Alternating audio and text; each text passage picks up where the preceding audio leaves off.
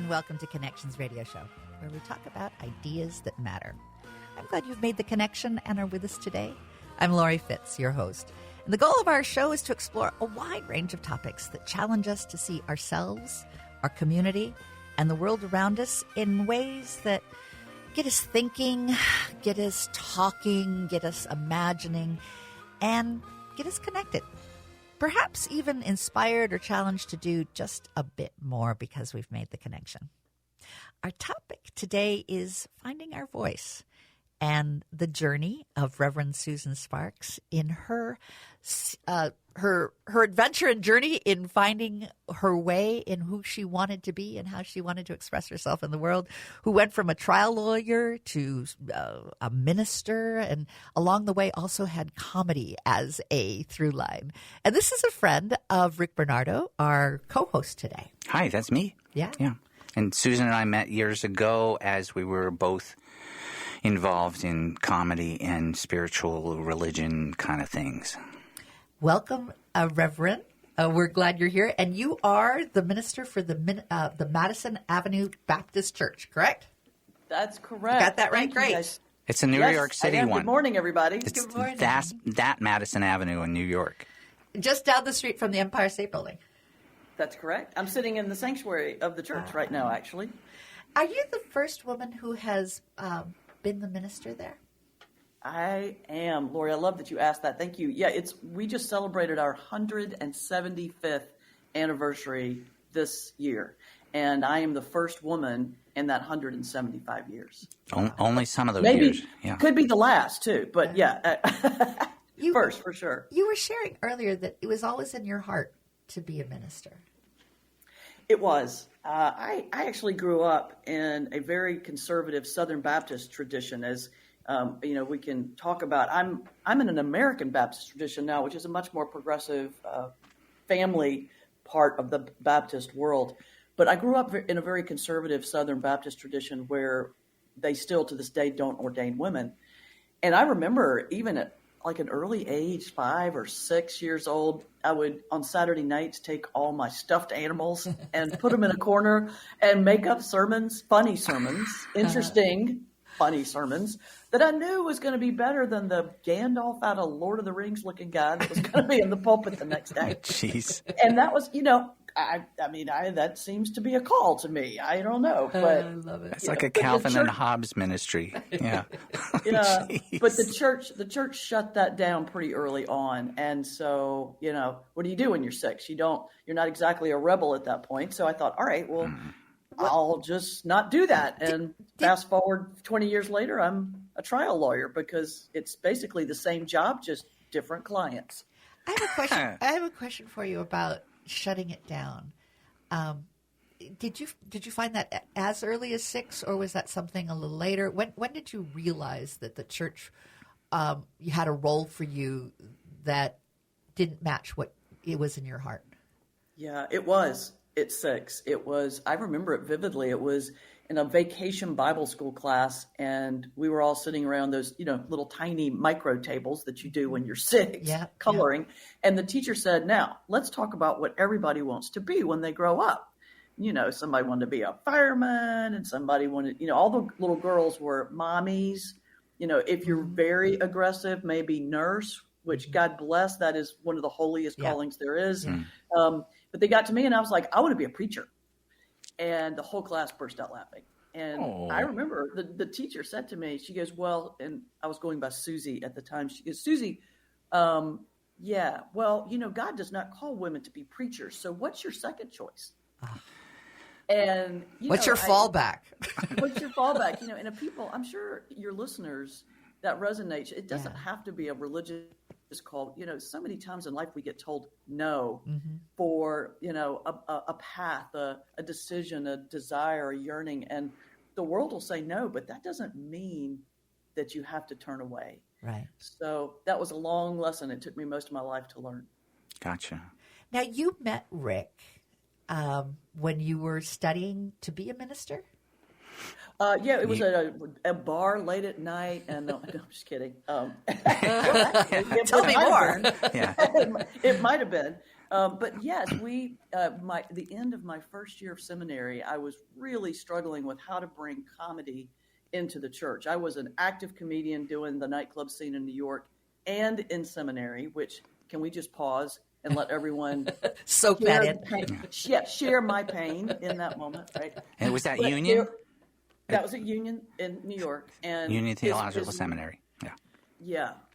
As progressive and arts-oriented as they were, the professors had no idea what to do with this idea. They thought I was a zoo animal, And so I started looking, who out there? Surely somebody in academia is marrying, humor and religion. Somebody's got to be doing some substantive work on it. Yeah. And lo and behold, I find a guy out in San Francisco named Dr. Doug Adams, who was literally teaching a summer school class on the Bible and humor.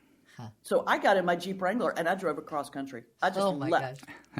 And I showed up, and lo and behold, there was Rick. And Rick, if I remember it, you were one of the teaching assistants in that class. I taught this whole weekend course with Lizanne Bassam. She and I taught on preaching and comedy. It was like how to bring stand-up. How do you bring performance skills into your sermons? And so how you and I first contacted is I got an email from Susan saying I don't have the formula for how to merge my ministry and my comedy on stage, especially. And so that was a whole conversation about maybe the implicit ministry in all of that. Jesus hung out with people and told stories. And I said, if people even just get word that you're in seminary, they'll make the connection. You don't even have to spell it out necessarily. But anyway, we hit it off over a number of days in Berkeley, California, as Lizanne, a friend of mine who passed away some years ago, and I both led this course. I remember it well, and I also remember. I think you had introduced me to Doug, I believe. Also, that's how I had Doug Adams. So I had learned about him and learned about you, and that was a real transformative summer for me. It was a blast. And tell me your journey after that, after you saw that and you were part of a group that could blend the two. Where did you go with that? Well, the next step was to figure out what to do with the comedy. And there was, one piece of it was the pulpit work. But one of the other pieces was the stand-up piece. As Rick mentioned, it's very tough to do the open mic scene and get up and go, "Hi, I'm a Baptist minister. How's everybody doing? Have you had your 2-drink minimum yet?" That's funny right there. Yeah. Right. And then about that time, I started doing a kind of a search of what comedians out there might be clergy. Ah. What's the odds of that? And lo and behold, I find Rabbi Bob Alper, who is a rabbi that is a professional stand-up, and he was opening in New Jersey. And so I thought, all right, you got to be kidding. You just can't even be serious. So I go out and I meet Bob, and we totally hit it off. And the next thing you know, I'm opening for him. And then 9/11 hit. Mm.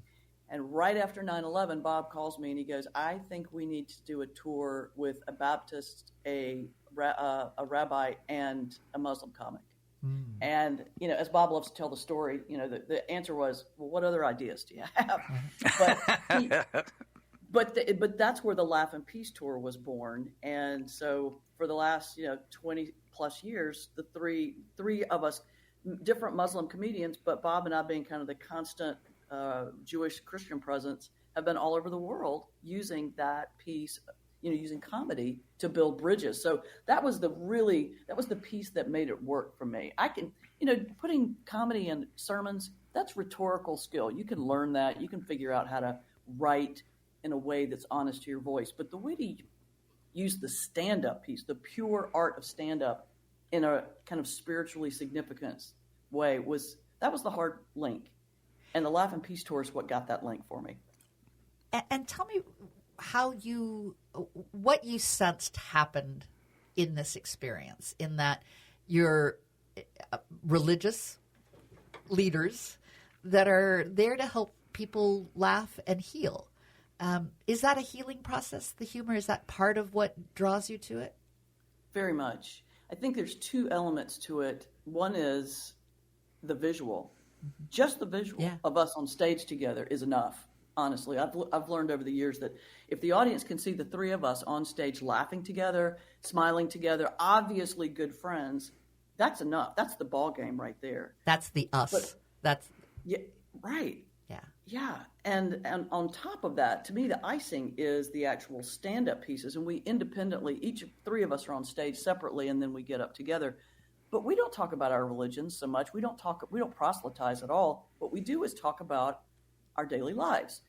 Everybody's got the aunt that drives them crazy. What's your favorite food? What happened when you get stuck in traffic? And through our own individual stories, they realize what we have in common. And that's the goal, is for people to walk away and realize, I don't care if you're Muslim or Jewish or Hindu or Buddhist or Christian. We are human beings. We have the same experiences. We have the same fears. The same stuff keeps us up in the middle of the night. And we're all in this together. And that's what I hope and I think our show has done over the years. And that is awesome to hear. It underscores how much of comedy and even spiritual life is in the implicitness of things. It's the pointing to. It's not. You don't even have to spell it out, but there's just painting the frame to set it up what we have in common. There were some years where I produced multicultural comedy competitions with some of the same purpose, just to implicitly have us all on stage joking about our commonalities in very different angles. And this is beautiful what you're saying, and it's so much a part of life. Again, comedy and spirituality. I'll give you a quick example. Bob loves to tell a story about him learning Hebrew, classical Hebrew, of course, in seminary. So he goes to Jerusalem, and he wants to try out his newfound language. So he gets in a cab, and he takes a ride. And at the end, he says to the cab driver what he thinks is, "Please let me off here." And the cab driver bursts out laughing. And he goes, "Do you know what you just said in Hebrew?" And Bob said, "What?" He goes, "Behold, here I descend." And you don't have to be Jewish to understand that. This is a human story of translation and language. Yes. It's that kind of stuff. I got to say that to my cab driver next time. What it all brings to mind as you talk about hope and you talk about creating a sense of us and a creative relatedness is that so much of our society right now is based in fear and other, and how to create bridges that go beyond that fear. I think it's an instinct, a tribal instinct to be around folks that are us, but creating the us is something we almost have to retrain our brain or allow our brain to be open to. Right. I saw a greeting card recently, and it had these two little 1950s ladies in their little skirts and their cigarettes, and one's puffing on a cigarette and turns to the other and says, "Well, one of us is right, and the other is you." And I thought, well, if that in America down to the ground, it's like the San Andreas Fault has just jumped out of the ground and into the hearts of every person in this country, liberal, moderate, conservative, whatever. Yeah. And we can't break out of that. And I guess that's why I keep leaning back into humor and the arts, because it jars us out of these very rigid ways of seeing things, ways of seeing people, ways of seeing circumstances, ways of seeing experiences. Part of the humor for me is always in the surprise, that you're going along one angle and all of a sudden you take a sharp right and go, "Oh, I know that route. That's fun." That allows me to laugh with you because there's a recognition, a surprise, a delight. And I don't know if we have enough delight in our lives right now. And that humor brings that. That's so true. I don't know. Do I have a time to tell a short story? Yes, you do. Or, yes, you do. My husband and I are big Harley riders, and we found out about that years ago.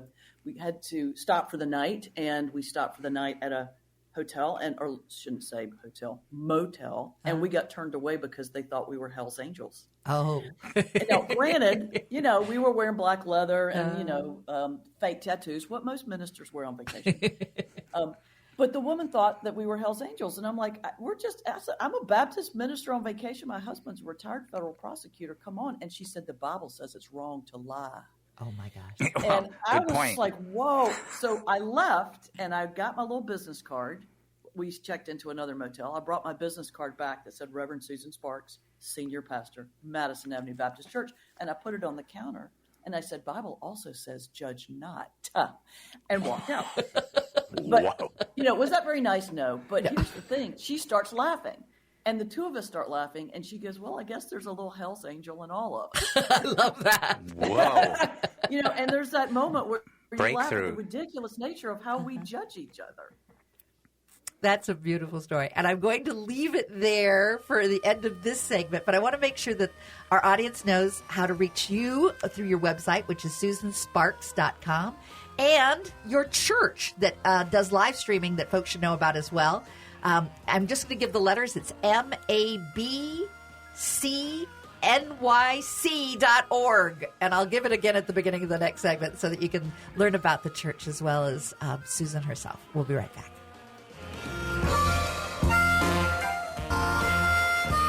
Good morning.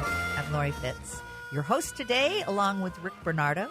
We want to welcome you to Connections Radio Show, where we talk about ideas that matter. And I'm glad you've joined the conversation.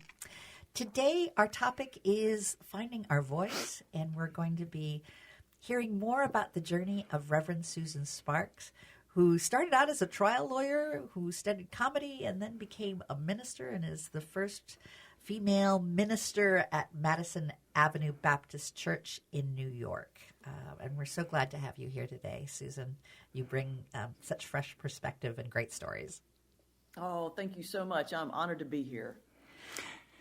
And I was remembering conversations we've had in the past, Susan, and everything in our earlier segment circles around and points to how comedy also functions in truth-telling. It's kind of like you're sneaking up on the truth, but with love. And you're looking for a clash, or like there's a burst of laughter that comes from a clash of perspectives that all of a sudden is like, whoa! And there's a wonderful quote from Quincy Jones. He says, I've always thought a big laugh is a loud noise from the soul saying, ain't that the truth? And I think comedy functions in a role of truth-telling such that there's joy, there's love, and with that comes some grace and freedom after there. And all your stories point to that. Thank you, Rick. Rick shared with me that you're a breast cancer survivor, and I worked with the American Cancer Society for many years. And people would say to me, well, you work with the Cancer Society, that must be really depressing. I was like, no, amazing heroism and people searching for truth. And what does it all mean? I mean, we're all going to have an end date. and sometimes the cancer patients that are going through it have a greater joy of realization of life and opportunities, and they can guide the way in ways that support what does it mean to be human. And I have to imagine that your journey for hope and your journey for connectedness, some of what you learned through the challenges of surviving cancer, and I don't want to take away from all of the challenges breast cancer survivors face in terms of the treatments and whatnot, but there is something about getting more connected through dealing with a chronic illness. Did you find that to be true for you? Well, in the Baptist Church, we say amen with the hands in the air. So I'm saying amen to what you just said. Yes, absolutely. And I think it's as a cancer survivor, but also as a minister, what I've learned over the years is that people yearn for humor, and the harder the times, the more people tend to lean into it. At least that's been my experience. And I'll share two stories. I mean, one, I'm a breast cancer survivor, as you said, and what you learn over time is that to find a place of joy, to laugh in a place of pain, is just the strongest statement of solidarity and the strongest statement of strength that I think one can feel. You know, I went in to get tests right before the surgery and a lot of scans. And the last scan, the technician came in and he goes, well, we're going to do a liver scan and then we'll be done. And I was feeling surly and kind of sorry for myself. And I said, well, fine. Just know I had a beer last night. And deal with and it. The guy was like, oh my gosh, what is wrong with this woman? Anyway, he goes and does the test, and he comes back, and he's staring at the floor and looks terrified. And he says, I'm sorry, we don't usually share the results on the spot, but you have the early stages of Bud Light syndrome. And in that moment, I was like, what is that? And then it dawned on me, what he was talking about. And the two of us laughed. And in that moment, I just stood a little straighter, And I walked out of that hospital a little straighter because we laughed in a place of fear and pain. Yeah. And it was so huge. And you felt connected. You weren't alone. I felt connected. And if you will indulge me, I'll share this other story from the minister standpoint. What I found in funerals is astounding about how humor connects us through pain and grief. First funeral I had down in Staten Island, open casket. I was terrified. Walked in. The person who had died was 96. As a woman who never left the house without perfect hair and makeup. So I walked in, and her daughter said, would you say a prayer over Mother? And I'm like, of course. So I put my hand around the daughter, put the other hand in the casket on Mary, the woman who passed's arm. Mm-hmm. And the second I touched it, I was like, oh, which is not a pastoral thing to do. No, but it's a human reaction. It's a human, and the daughter said, what is wrong with you? And I said, well, your mother's arm is square. And there was this momentary horror, and then she burst out laughing. And she was, I should have told you. She reached in and pulled out from her mother's sleeve a box of hair color and said, Mama was scared they wouldn't have her color on the other side. So we're burying her with Miss Clairol 431C5. And you know what, Laurie, in that moment, it's like people were just crying, laughing. And then all of a sudden, those tears of laughter morphed into tears of sorrow for losing this great woman. And then all of a sudden, somebody told another funny story, and they morphed into tears of laughter. So the connection that humor created with the grief and the tears and the laughter and the whole community there was astounding. And just the power in that moment. What I love about that is how humor can allow us to open our feelings to the full range, right? You can start, it's sort of like the entry. It opens the door that allows then, okay, it's safe here to share all of it. And I think another problem that our society has right now is that we do stuff our feelings. We don't deal with them. I had someone on one of the shows say, if you're not crying every day, something's wrong. Because you're not in touch with some really big things that are going on. And perhaps one of the gifts that humor gives us is that chance to cry. And there's to underscore, there wouldn't not have been that humor or that perspective unless everybody was fessing up in some way. Like, this is what happened. This is why I was shocked, and this is what I did, and this is the hair color, and like just being authentic alone. There can be a bond. And I love the specificity of, no, it's this hair color. Exactly. Right. And, right. Yeah, no.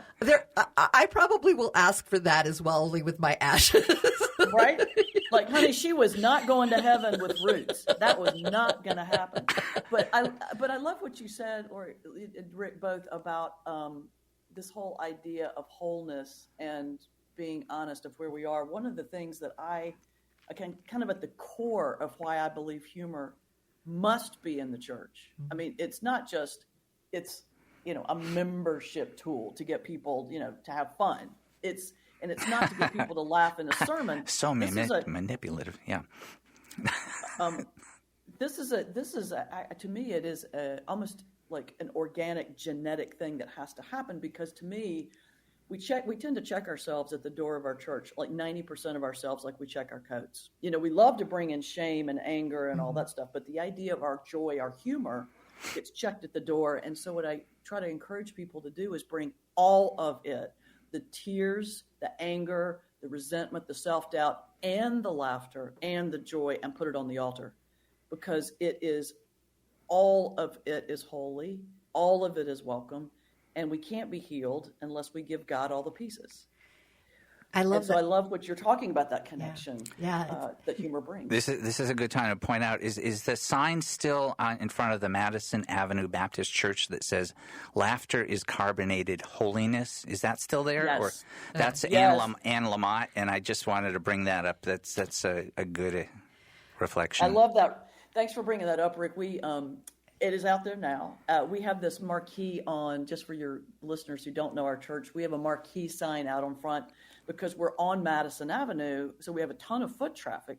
We don't have a steeple, so we have to have some way of catching people's attention. So we put these signs outside that are thoughtful or poignant or funny.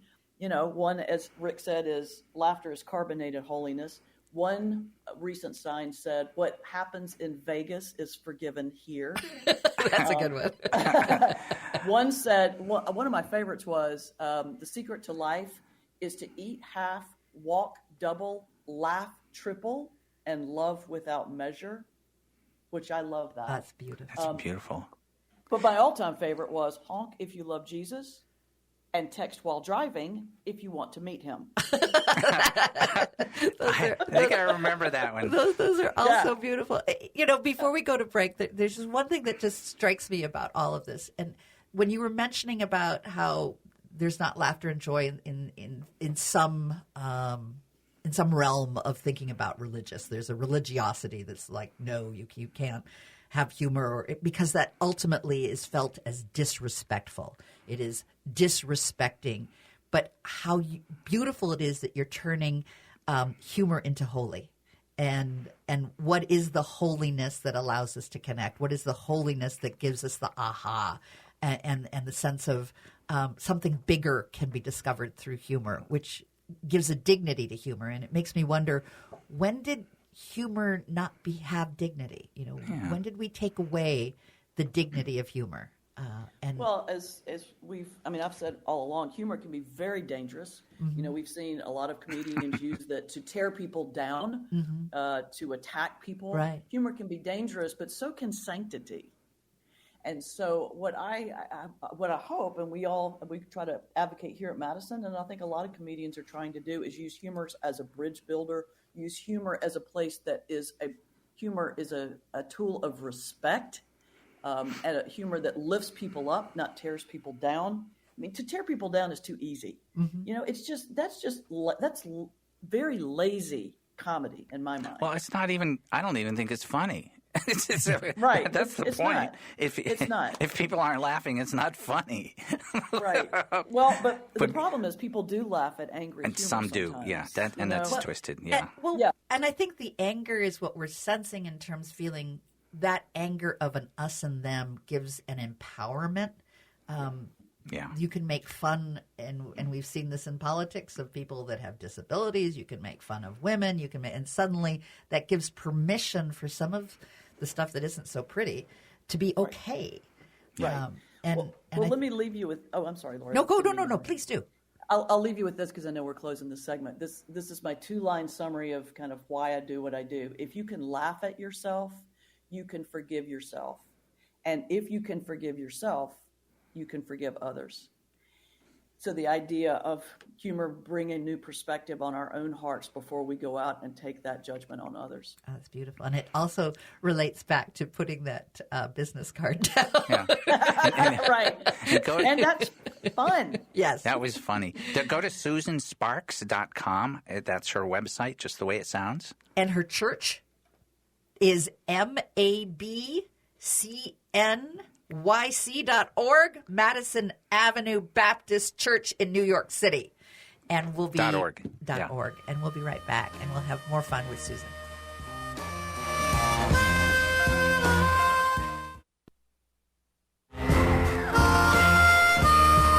Welcome back to Connections Radio Show. I'm Laurie Fitz, your host, joined by Rick Bernardo, who's also hosting today. That's me.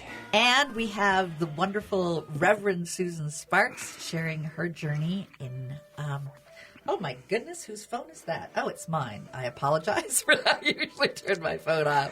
Susan! We're just singing a little tune. Yes. Welcome today. It's for me. Oh, yes, it was, actually. Actually, it was God calling. So, saying you're doing a wonderful Tell God job. I'm busy. Tell God I'm busy right now. Nobody's here today. That's right. Yeah.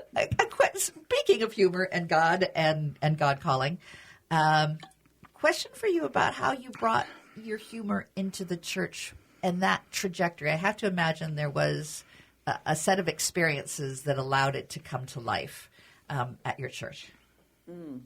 Well, Madison was easy.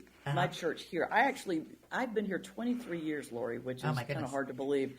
And I came as a student during seminary and never left because I fell in love with it. And I fell in love because it was a diverse, lovely, welcoming family that was open to joy. And to hire somebody that's a comedian, these were warriors.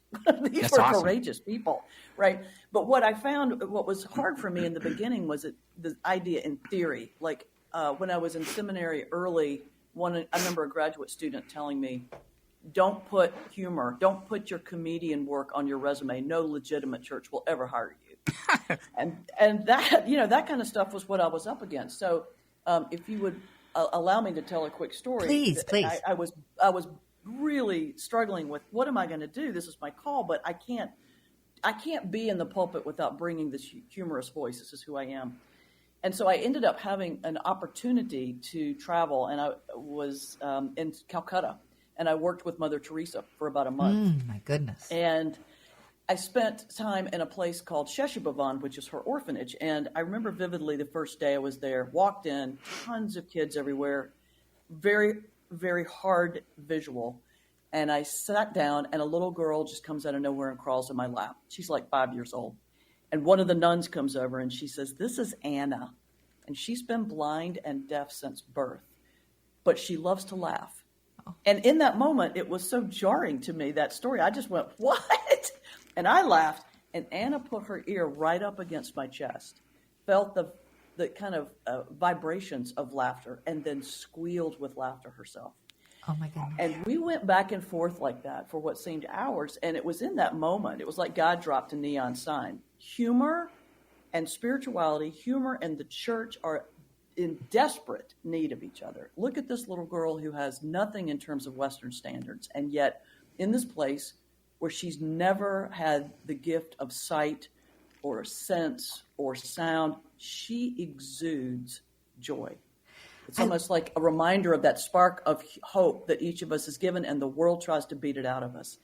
And so it was in that moment that I realized the call that's exactly what I was meant to do. So I got back on British here, came home, and just started trying to bring humor in the church, kicking and screaming, which it basically has been.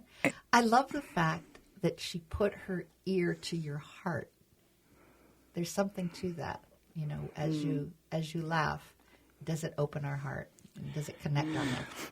And I got to mention one thing, Susan, I'm not sure everybody appreciates unless they've been on the path of comedy, for instance, although we all are in our lives because it's just part of life. But to do it intentionally, to have that call and response, which is what comedy is, basically. I say this, you laugh, but how to arrange that so that you can evoke joy from people takes an incredible amount of practice and discipline. It's like channeling tidal waves or something. Like, how do you do that? It takes practice, and it takes a lot of humility because you have moments falling on your face. You go, well, that wasn't funny. Maybe this will be funny. So it takes some discipline and studentship, which is a big part of any ministry and being a disciple. Thank you for saying that, Rick. It's true, and I know you know that skill as well. I think what I've figured out over the years for preaching is that you start with humor in the beginning, whether it's a story or something lighter, to get immediate rapport and trust from people. I found that I actually started studying stand-up as a trial lawyer because I realized juries reacted to that. I was down south. I was one of the few women out there, and those good old boys would spin these funny stories, and the juries would love them. And so that moment of trust and rapport, people's shoulders drop, and they're willing to listen. And so, for example, I think about sermons that are hard-hitting. Our church is a very, very progressive, open. We are welcoming and affirming, and we are very behind including everyone in the church. We have about 60% people of color. We have a huge diversity of nationalities and folk that are in the congregation. And I give hard-hitting sermons on race, on LGBTQ, on welcoming people. And one particular story when there was during COVID, when much of the racial violence was happening, I told a story about a parade in southern Minnesota, which may resonate with your listeners, from Whalen, Minnesota, Whalan. Mm-hmm. And down there they have the Standstill Parade, which I thought was hilarious. It's because all of like the majorettes and the fire trucks and everything else are parked by the side of the road and everyone else walks by it. And so I told the story about the Standstill Parade and then used that. And people are laughing and we had a good time and they were enjoying it. And then I said, and that parade is a good lesson for us because it's our time to move. And I took that phrase and I started talking about things in life where we needed to move. We needed to be inspired. We needed to take action. And it leads people into harder, more difficult topics. But humor paved the way for there to be trust and safety for people to hear it. And then they could hear things that maybe they're not as comfortable with. I love that story, and I can imagine it in southern Minnesota. My father's from southern Minnesota. It rings true to me of some of our unique celebrations of life. There's so many little parades in Minnesota where if you have a bicycle, you're in the parade. Yes, absolutely. Right. But it brings to me, though, a bigger topic that I wanted to share and have you give us some guidance on. We are in a very tough time as a society. You know, we're how do we keep our humor during this election year? It's a tough time. You did a call to action during a time, COVID and challenges that we looked at some really hard things and did some beautiful support for, like, we can't keep doing this. We've got to be committed to DEI. We've got to be committed to diversity, equity, inclusion. And the backlash now is on the other end of the continuum against diversity, equity, and inclusion, where we're losing education and we're having culture wars. And it's just a challenge, you know, during this year. Yes. How do we cope? How do we bring your book on grace? How do we bring the grace of humor during a really hard year? Well, thank you for that question, Laurie. It is, I mean, I'm finding that I think this is going to be a year of preaching about trauma for me. Mm-hmm. I mean, it's not going to be that specific of a topic, but it's definitely going to people are traumatized right now, whether it's Democrat or Republican or anything between. People are terrified about what's to come. And I think, you know, it's such a hard, we're so, as you said, we're locked down in our different places and ways of seeing things and places of being. The thing I keep coming back to as a comedian, and maybe even more as a storyteller, is trying to find common ground. And one of the things we talk about here is when you read the newspaper and you read an article that just makes your hackles go up, and you get angry, yes. Then change the demographics in the story.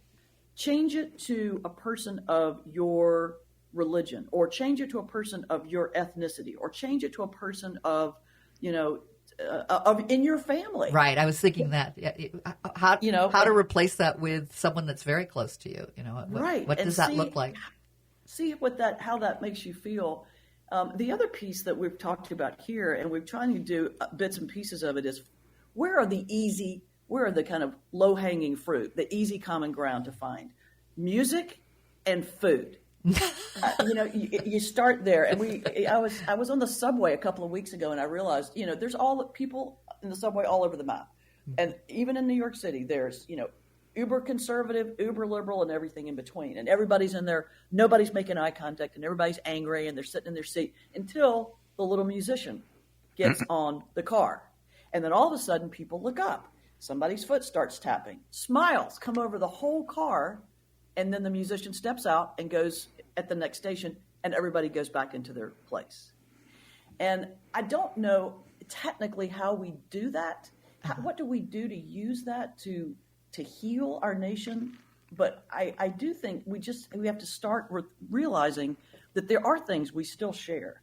I wrote a whole blog about the fight in our family over, do you put marshmallows or do you put brown sugar and pecans on your sweet potato casserole? And pecans. And it just, exactly. Yeah. What kind of lower life form? Exactly. It's more Midwest to do the marshmallows, but it's got to be pecans. Got to be. But it's the same type of thing. It tears our family apart every year. And so, why can we not? Where can we figure out? Like, is it? What do we have in common? What are our concerns about those toppings? Where do we link in? And where do we find a way that we can actually, even at the most base level, start conversations? And at this point in time, I think it's what do we hope for our children? Right. What do we hope for the next generation? What scares us? Let's talk about topics that are just at the base level. We may disagree on where we go and how we address these things, but let's just start with agreeing that these are concerns for us. That's the best I got. I love it. And we all right now are just looking for hints and guesses, right? Because we're all traumatized, as you said. But I love the notion of music and food and hospitality, that there may be something that we can do to celebrate our connections, celebrate our humanness, celebrate what brings us together and not what tears us apart. Right. And thank you. I've heard, and we've tried here, bringing people of different, just different demographics.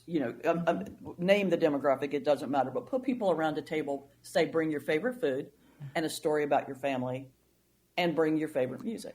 I love that. And you just share something about your culture and it bonds people. And you don't even get to politics, or you don't get to, the kind of religious overtones that make people but it's go into a rage. But in the story is the revolution, right? The revelation, Right. How do we get on that path, though? This is a good time to mention on the SusanSparks.com website, right at the top of one of the major sections is a quote from Naomi Judd, the country music artist, that laughter, like music, is a universal language, and Susan Sparks speaks this language like no other. So, thanks, Rick. Languages in common are, again, it's not so many, it's not so much always information and words. In one of our shows, we had musicians on, and we had this revelation as we were talking, is that you're never really afraid when you're singing. There's something about singing that takes fear away, and you're connected to the other person you're singing with. And I think it's true with laughing. You're not really afraid when you laugh. Right. There's something. Go ahead. I think that's so true, Laurie. And Rick, I'll go back to that quote. I was privileged to be able to do a television show with Naomi back in the day. And as I'm sure most people know, she's passed. But I will say this. I watched her, both Naomi and her husband, Larry. But Naomi on that show could sit down with anybody from any background, from any political leaning, from any place in life. And there was this presence she had that was welcoming and safe. And she would create an environment where people would feel so comfortable talking to her and share. And it was like on set every single day. You would watch this place and you would think, how do we recreate that in our own conversations? Well, you've given us lots of food for thought in terms of facing the year ahead, and perhaps the heart of all of it is how to be welcoming and how to create the space for trust and how to create the space for sharing our stories. Such great tools and practices and paths forward. And this has gone too fast, so you're going to have to come back. But for folks who want to have more and are not done yet with learning about Susan Sparks, you can go to SusanSparks.com. You can also go to her church website, which is the Madison Avenue Baptist Church in New York City. So it's MABCNYC.org. Highly recommend it. Just sound it out. And again, thank you so much for sharing your stories, your heart, your wisdom. And we hope you'll come back and share some more. Thanks, Susan. Thank you, Laurie and Rick. I was honored to be here today. Well, we're glad you were, and we're going to look forward to more. And you've given us some ideas to face the year ahead with humor and grace and opportunity to make it a better place. So thank you. Thank you. And remember, Wavy Gravy said, if you don't